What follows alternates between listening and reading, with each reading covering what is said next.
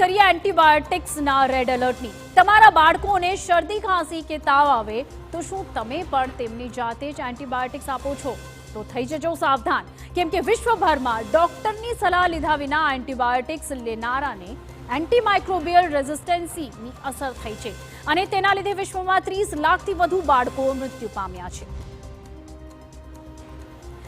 જી હા, આ અમે નથી કહી રહ્યા।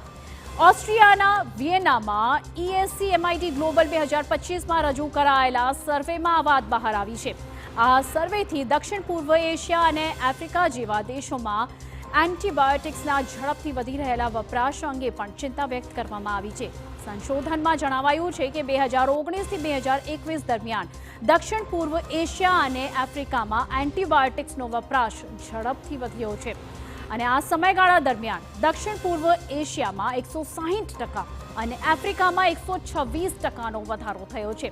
રિઝર્વ એન્ટીબાયોટિક્સના વપરાશમાં દક્ષિણ પૂર્વ એશિયામાં 45% અને આફ્રિકામાં 125%નો વધારો નોંધાયો છે। એન્ટીબાયોટિક્સનો આ વધતો વપરાશ ખૂબ જ ગંભીર ચિંતાનો વિષય છે અને સ્વાભાવિક છે કે લોકો પોતાની મરજીથી એન્ટીબાયોટિક્સ લેતા હોય છે, જેના કારણે એન્ટીમાઇક્રોબિયલ રેઝિસ્ટન્સ પણ ઝડપથી વધી રહ્યો છે।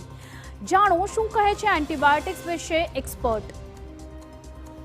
બાળકોમાં આજકાલ માતા પિતા પોતે જાતે એન્ટીબાયોટિક આપી દેતા હોય છે, જેમ કે બાળકને તાવ છે એન્ટીબાયોટિક આપી દો, શરદી ખાંસી છે એન્ટીબાયોટિક આપી દો, ઝાડા ઉલટી થયા છે આપી દો એન્ટીબાયોટિક।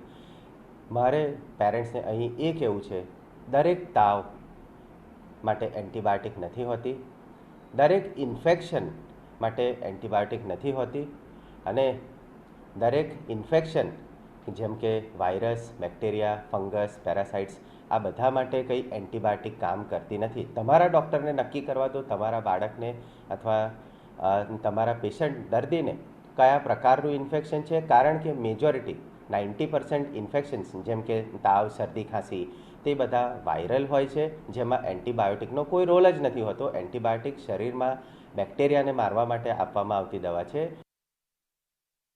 તમને જાણીને નવાઈ લાગશે કે દુનિયાભરમાં એન્ટીબાયોટિક્સના વધુ પડતા ઉપયોગથી અત્યાર સુધીમાં 30 લાખથી વધુ બાળકોના મોત થયા। મેડિકલ સાયન્સમાં આ પ્રતિકારને તોડવા માટે દવાઓનો વિકાસ ધીમી ગતિએ થઈ રહ્યો છે। આ સંશોધનમાં એ ભય પણ વ્યક્ત કરવામાં આવ્યો છે કે જો દક્ષિણ પૂર્વ એશિયા અને આફ્રિકા જેવા દેશોમાં પરિસ્થિતિ આવી જ રહી તો આ સ્થિતિ ખૂબ જ ભયાનક બની શકે છે। સંશોધન કહે છે કે રિઝર્વ એન્ટીબાયોટિક્સ પ્રથમ હરોળની સારવાર માટે નથી, આ દવાઓ ફક્ત કટોકટી માટે જ રાખવી જોઈએ। જે લોકો જાતે એન્ટીબાયોટિક્સ લે છે તેમણે પર આ આદત બંધ કરવી જોઈએ। એન્ટીબાયોટિક્સ લેવાના કેટલાક નિયમો છે, જો તે નિયમોનું પાલન ન કરવામાં આવે તો દર્દીના શરીરમાં હાજર બેક્ટેરિયા અને વાયરસ પ્રતિકારનો વિકાસ થાય છે। આવી સ્થિતિમાં જો દર્દી ભવિષ્યમાં આ જ રોગથી પીડાય છે તો સારવાર મુશ્કેલ બની જાય છે। લેવાથી અથવા તો કોઈ પણ ડૉક્ટર કે કોઈના પણ એક્સપર્ટના ઓપિનિયન લીધા વગર એન્ટીબાયોટિક જે લેવાનો જે ટ્રેન્ડ ચાલી રહ્યો છે અત્યારે માર્કેટમાં, એના લીધે આ થઈ રહ્યું છે। હું સ્પષ્ટપણે એવું માનું કે તમારે જે એક્સપર્ટ છે એની પહેલાં તો ઓપિનિયન લેવો જોઈએ, કઈ સિઝનમાં કઈ એન્ટીબાયોટિક અને કયા ટાઈમે કઈ એન્ટીબાયોટિક કામ કરે છે એ પ્રમાણે એન્ટીબાયોટિક લેવી જોઈએ।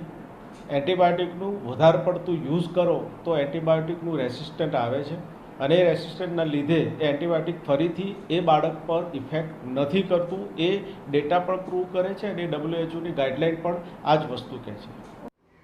તો સુપર 6માં હાલ